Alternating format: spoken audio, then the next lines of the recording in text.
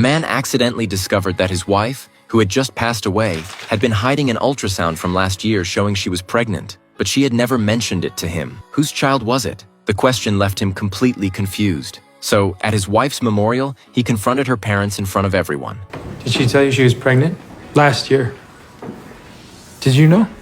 When they said nothing, Davis already had his answer. Why didn't you tell me?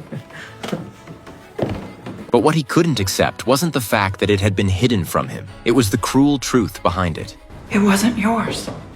She was seeing someone. And I took her for the procedure. Surprisingly, Davis showed no reaction at all, because deep down, he had never really loved his wife. A few days earlier, Davis had been driving with his wife to visit her parents, but on the way, an accident happened. She's gone.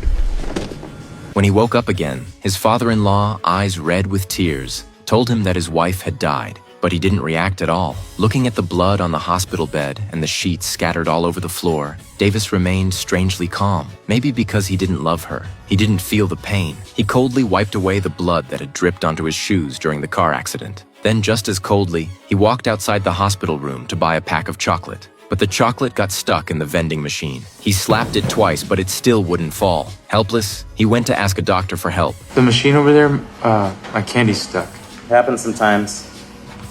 Do you have a key or something we can open it up with? The machine doesn't belong to the hospital, it's a vending company.